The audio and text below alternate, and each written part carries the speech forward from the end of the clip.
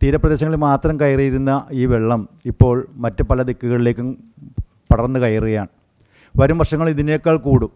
ശാസ്ത്രലോകം നേരത്തെ തന്നെ പറഞ്ഞു കഴിഞ്ഞു 2040 ആകുമ്പോൾ ഇടക്കൊച്ചി എന്ന പ്രദേശം ഈ ഭൂമുഖത്തുണ്ടാവില്ല എന്ന്.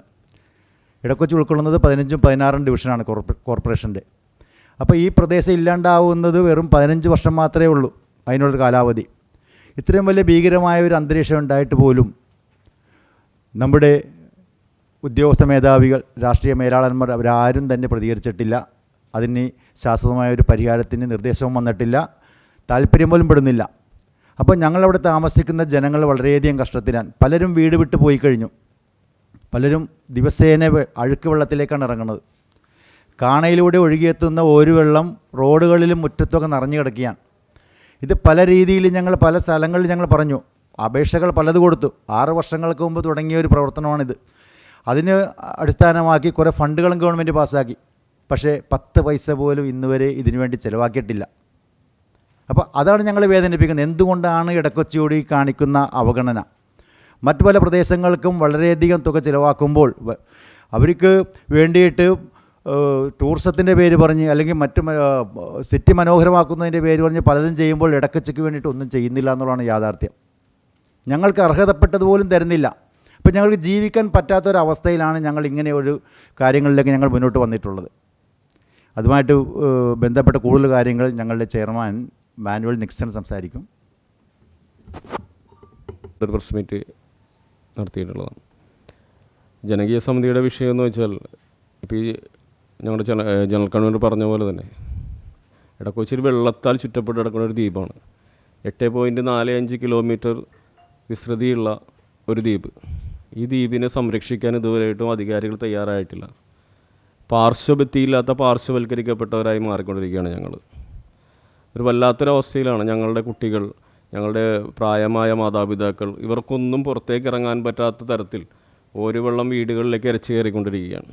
വൃശ്ചിക വേലിയേറ്റത്തിൽ തുടങ്ങി ഇപ്പോൾ വൃശ്ചികം കഴിഞ്ഞു, ധനു കഴിഞ്ഞു, മകരം കഴിഞ്ഞു, കുംഭമായി, കുംഭം തീർന്ന് മീനമായിക്കുമ്പോഴും വെള്ളത്തിൻ്റെ കയറ്റം ഇതുവരെയായിട്ടും നിലച്ചിട്ടില്ല എന്നുള്ളതാണ്. അപ്പോൾ അതല്ല, ആഗോളതാപനത്തിൻ്റെ ഭാഗം പറയുമ്പോഴും ഇടക്കൊച്ചിയിലേക്ക് ഇങ്ങനെ വെള്ളം ഇരച്ചു കയറുമ്പോൾ സംരക്ഷണ ഭിത്തി പോലും ഇല്ലാത്ത ഒരു ഏരിയയാണ് ഞങ്ങളുടെ ഭാഗങ്ങൾ. കാരണം കായലിൽ എക്കലുകൾ നിറഞ്ഞ് കായലുകൾ സംഭരണശേഷി നഷ്ടപ്പെട്ടുകൊണ്ട് കായലുകൾ ഇല്ലാതായിക്കൊണ്ടിരിക്കുന്നു. കായലിൽ കൊള്ളേണ്ട ജലം പോലും വീടുകളിലേക്കും സമീപ പ്രദേശങ്ങളിലേക്കും കയറിക്കൊണ്ടിരിക്കുകയാണ്. ടോയ്ലറ്റിൽ പോകാൻ അടിസ്ഥാന സൗകര്യമായി ടോയ്ലറ്റിൽ പോകാൻ പോലും പറ്റാത്ത അവസ്ഥകളുണ്ട്. കുട്ടികൾക്ക് അസുഖങ്ങൾ വരുന്നു. മലിനജലം കുടിവെള്ള ടാങ്കുകളിലെത്തുന്നു. ഒരു വല്ലാത്തൊരവസ്ഥ. ഞങ്ങൾ മേയറെ കാണാൻ പോയി. ഞങ്ങൾ മേയറെ കാണാൻ കൂട്ടാക്കിയില്ല. ഞങ്ങൾ 2 വട്ടം മേയറെ കാണാൻ പോയി. MLA കണ്ടപ്പോൾ അദ്ദേഹത്തിന് സഹായിക്കാൻ നിർവാഹമില്ല, ഇത് ആഗോളതാപനത്തിൻ്റെ ഭാഗമാണ് എന്നുള്ള തരത്തിൽ അദ്ദേഹം പറഞ്ഞു. ഞങ്ങൾ ആരെയാണ് പോയി കാണേണ്ടത്? അങ്ങനെയാണ് ഞങ്ങൾ ഈ പ്രസ് മീറ്റ് കഴിഞ്ഞ അടുത്ത ദിവസം നാളെ ഞങ്ങളുടെ വലിയൊരു കൺവെൻഷൻ ഈ ഇടക്കൊച്ചിയിലെ നിവാസികളെ മുഴുവൻ സംഘടിപ്പിച്ചുകൊണ്ട് ഇടക്കൊച്ചി ഒരു പ്രതിഷേധ സായാഹ്നം സംഘടിപ്പിക്കുകയാണ്. അതിന് മുന്നോടിയായിട്ടാണ് ഈ പ്രസ് മീറ്റ് ഞങ്ങൾ നടത്തുന്നത്.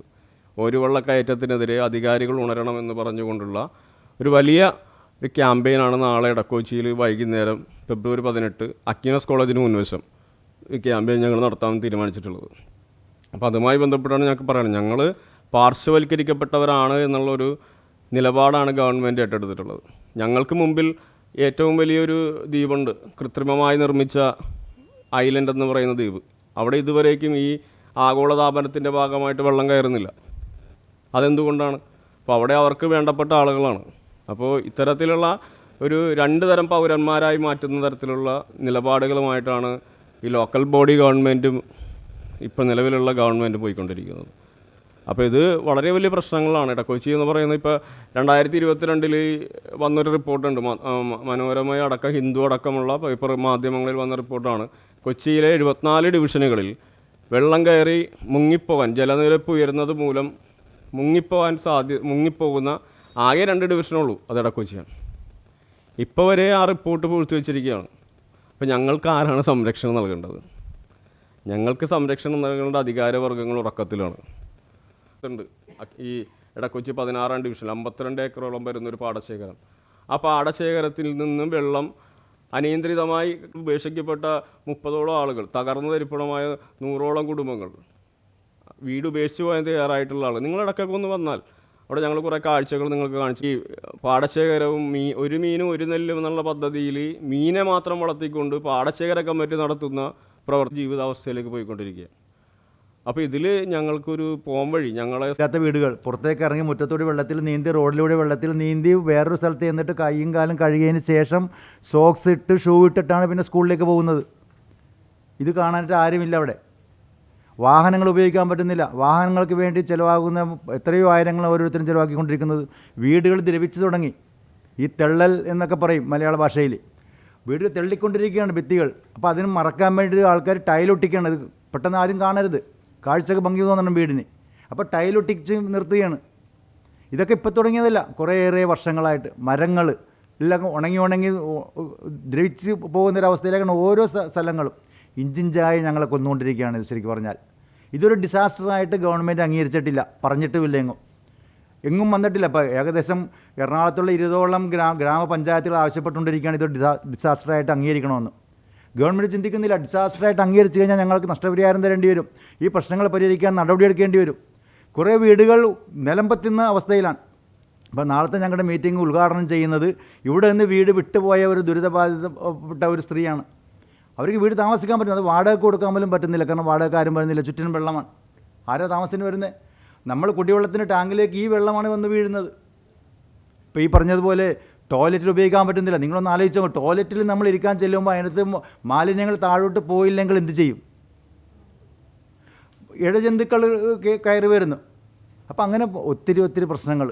അപ്പോൾ ഇതുമായിട്ട് ഞങ്ങൾ പലരും പൊരുത്തപ്പെട്ട് കഴിഞ്ഞു. നമ്മുടെ വിധി ഇതാണ്, നമ്മളിങ്ങനെ പറ്റത്തുള്ളൂ, നമുക്കിതേ സാധിക്കുകയുള്ളൂ എന്നുള്ള ചിന്തയിൽ പോകുന്ന ഒത്തിരി ആളുകളുണ്ട്. പക്ഷെ എത്ര നാൾ നമ്മൾ കോർപ്പറേഷനിലെ അംഗങ്ങളാണ്. ഞങ്ങൾ കൊച്ചിൻ കോർപ്പറേഷനിൽപ്പെട്ട പ്രദേശമാണിത്. പക്ഷേ ആരും അംഗീകരിക്കുന്നില്ല. അങ്ങോട്ട് തിരിഞ്ഞു നോക്കും. ഇന്ന് വരെ ഒരാളും വന്നിട്ടില്ല അങ്ങോട്ട്, ഇത്രയും പ്രശ്നങ്ങൾ ഉണ്ടായിട്ട്. ഇപ്പോൾ ഞങ്ങൾ ഈ തന്നിരിക്കുന്ന നോട്ടീസിൽ പറഞ്ഞിട്ടുണ്ട്, സബ് കളക്ടറുടെ അണ്ടറിൽ ഒരു മീറ്റിംഗ് നടത്തി കുറേ കാര്യങ്ങൾ നിർദ്ദേശിച്ചു. നിർദ്ദേശം നടന്ന ആ മീറ്റിംഗ് വിട്ട് പോയതല്ലാതെ കണ്ട് മിനിറ്റ്സ് പോലും, അതിൻ്റെ മിനിറ്റ്സിൻ്റെ കോപ്പിയുടെ ഇതാണ് ഞാൻ വെച്ചിരിക്കുന്നത്. ഈ മിനിറ്റ്സ് പോലും ബന്ധപ്പെട്ട ആളുകൾക്ക് കളക്ടർ ഓഫീസിൽ നിന്ന് കൊടുത്തിട്ടില്ല എന്നുള്ളതാണ് നമുക്കറിയാൻ കഴിഞ്ഞത്. കാരണം ഡെപ്യൂട്ടി ഫിഷറീസ് ഡയറക്ടറിൻ്റെ ഓഫീസിൽ ചെന്നപ്പോഴേക്ക് അവർക്കത് കിട്ടിയിട്ടില്ല. ഒരു മാസത്തിന് ശേഷം പോലും മിനിറ്റ്സ് അവിടെ എത്തിയിട്ടില്ല. അപ്പോൾ പിന്നെ നമ്മുടെ ഉദ്യോഗസ്ഥ മേധാവികൾ എന്താണ് നമുക്ക് വേണ്ടി ചെയ്യുന്നത്? ഈ ഫണ്ടുകൾ ഞങ്ങൾ ഇതിനകത്ത് പറഞ്ഞിട്ടുണ്ട്, കുറേയേറെ ഫണ്ടുകളുണ്ട്. ജോൺ ഫെർണാണ്ടസ് പാസ്സാക്കിയ ഒരു 19 ലക്ഷം രൂപ 6 വർഷത്തിന് മുമ്പ് പാസ്സാക്കിയതാണ്. 10 പൈസ മുടക്കിയിട്ടില്ല. 4.85 കോടി പാസ്സാക്കിയിട്ടുണ്ട്. അതിൽ ഇടക്കൊച്ചയ്ക്കും വേണ്ടി മാത്രം 14-15 ഡിവിഷന് വേണ്ടി മാത്രം 1,18 ലക്ഷത്തോളം രൂപ വരും. പൈസ ഇന്ന് വരെ ഒരു പണി നടത്തിയിട്ടില്ല. കോൺട്രാക്ട് പണിയെടുക്കുന്നില്ലെന്നാണ് പറയുന്നത്. വേറെ ഒരു 9.5 ലക്ഷത്തിന് 2 വർക്കുണ്ട്, കോൺട്രാക്ടർ പണിയെടുക്കുന്നില്ല. അപ്പോൾ ഞാനൊരു ചോദ്യം ചോദിക്കട്ടെ, കോൺട്രാക്ടർ പണിയെടുക്കുന്നില്ലെങ്കിൽ ആ പണി അങ്ങനെ തന്നെ ഇടുമെന്നാണ് പറയുന്നത്. അപ്പോൾ അതിന് ഓൾട്ടർനേറ്റീവ് വേറൊരു മാർഗ്ഗം അന്വേഷിക്കണ്ടേ? നമ്മൾ ഈ ദുരിതത്തിൽ തന്നെ ജീവിച്ചു.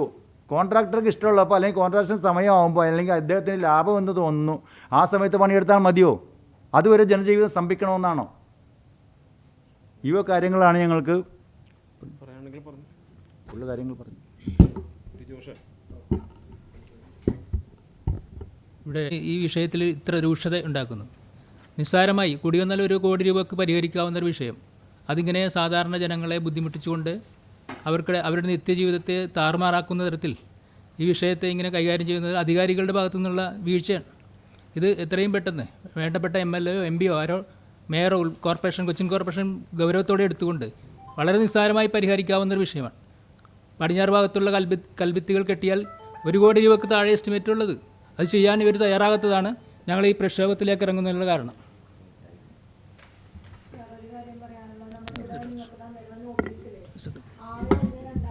ഏറ്റവും നിസ്സാരമായിട്ട്, അതായത് ഒരു കൗൺസിലർ വിചാരിച്ചാൽ ചെയ്യാൻ പറ്റുന്ന 1-2 കാര്യങ്ങളുണ്ട്. ഈ വെള്ളം കയറി വരുന്ന സ്ഥലങ്ങളിലെല്ലാം തന്നെ കാണകളുണ്ട്. ഈ കാണകളെല്ലാം ക്ലീൻ ചെയ്യാനായിട്ട് അടിയന്തരമായിട്ട് നിർദ്ദേശം കൊടുക്കാമെന്ന് പറഞ്ഞു.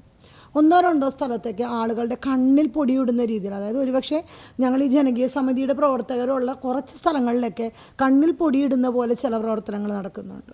ഒന്ന്. പിന്നെ ഇപ്പോൾ ഇപ്പോൾ ഇവിടെ ഞങ്ങളുടെ കൂട്ടത്തിലുള്ള ആളുകൾ തന്നെ പറഞ്ഞൊരു കാര്യമാണ്, ഒരു സ്ത്രീ എന്ന നിലയിൽ നമ്മളൊരു വെള്ളം കയറി കഴിഞ്ഞാൽ ഞങ്ങളൊക്കെ കുഞ്ഞുങ്ങളെയും കൊണ്ട് ബാത്റൂമിലൊക്കെ പോകാൻ നേരത്ത് ഞങ്ങൾ അനുഭവിക്കുന്നൊരു ബുദ്ധിമുട്ട്. സാധാരണക്കാരായ ആളുകളാണ് എല്ലാവരും. ബാത്റൂമിലൊക്കെ പോകുമ്പോൾ വെള്ളം കയറിയേക്കുന്നത് തന്നെ ഉപ്പുവെള്ളം, അതിൻ്റെ കൂട്ടത്തിൽ മലിനജലം, ഇത് ഉപയോഗിച്ചാണ് ഞങ്ങൾ പ്രാഥമിക കാര്യങ്ങൾ നിർവഹിക്കുന്നത്. കുട്ടികൾക്കൊക്കെ ഉണ്ടാകുന്ന രോഗങ്ങൾ എന്തോരോന്നറിയാമോ? അവിടുത്തെ ഈ കോർപ്പറേഷനിലെ ഹെൽത്തിലെ കണക്കെടുത്തിട്ടുണ്ടെങ്കിൽ അറിയാൻ പറ്റും എത്ര ഡെങ്കിപ്പനി പോലുള്ള കാര്യങ്ങൾ, അതുപോലെ തന്നെ ഈ പകർച്ചവ്യാധികൾ എത്ര എണ്ണം റിപ്പോർട്ട് ചെയ്തിട്ടുണ്ട്, എത്ര എണ്ണം റിപ്പോർട്ട് ചെയ്യാതെ പൂഴ്ത്തി വെച്ചിട്ടുണ്ട്. കാരണം ഓരോരുത്തരുടെ ഡിവിഷനിൽ ഇങ്ങനെ ഒരു രോഗം റിപ്പോർട്ട് ചെയ്യുമെന്ന് പറയാൻ നേരത്ത് അവിടുത്തെ വൃത്തിഹീനമായ സാഹചര്യമാണ്. അപ്പോൾ ഞങ്ങൾ അനുഭവിക്കുന്ന ഒരു ബുദ്ധിമുട്ട്. പിന്നെ നിങ്ങളോടൊക്കെ ഒരു കാര്യം പറയാനുള്ളത്, ഞങ്ങളിങ്ങനെ വന്നൊരു പ്രസ് ക്ലബ്ബ് നടത്തി പോകുമ്പോൾ നിങ്ങളിതെല്ലാം നോട്ട് ചെയ്യുന്നുണ്ട്. പക്ഷേ ഞങ്ങളുടെ പ്രദേശം ഒന്ന് വിസിറ്റ് ചെയ്യാനായിട്ട് നിങ്ങളൊന്ന് തയ്യാറായിട്ടുണ്ടെങ്കിൽ, ഞങ്ങൾ എന്തുകൊണ്ടാണ് ഇങ്ങനെ ഒരു ജനകീയ സമിതി രൂപീകരിച്ചതെന്നും ഞങ്ങൾ അനുഭവിക്കുന്ന ബുദ്ധിമുട്ട് എന്താണെന്നുള്ളതും. ഒരുപക്ഷെ വൃശ്ചിക വേലിയേറ്റത്തിൽ വെള്ളം കയറുമ്പോൾ നമുക്ക് സഹിക്കാം, പക്ഷെ അത് കഴിഞ്ഞ് വരുന്ന ഇപ്പോൾ കയറിക്കൊണ്ടിരിക്കുന്ന അവസ്ഥ വളരെ മോശമാണ്. അപ്പോൾ നിങ്ങളുടെ ഒരു ഭാഗത്തു നിന്ന് അങ്ങനെ ഒരു സമീപനം കൂടി ഉണ്ടാവണമെന്ന് ഈ ഒരു അവസരത്തിൽ പറയുകയാണ്. കാരണം ഒരമ്മ എന്ന നിലയിൽ അല്ലെങ്കിൽ ഒരു സഹോദരി എന്ന നിലയിൽ ഞങ്ങളുടെ കൂടപ്പിറപ്പുകൾ അനുഭവിക്കുന്ന ബുദ്ധിമുട്ടുകൾ, പ്രത്യേകിച്ച് വൃദ്ധജനങ്ങൾ, അവർക്കൊന്നും പുറത്തിറങ്ങാൻ പറ്റുന്നില്ല. അപ്പോൾ ഇതുകൂടെ നിങ്ങളുടെ ഓർമ്മയിലേക്ക് വയ്ക്കുകയാണ്.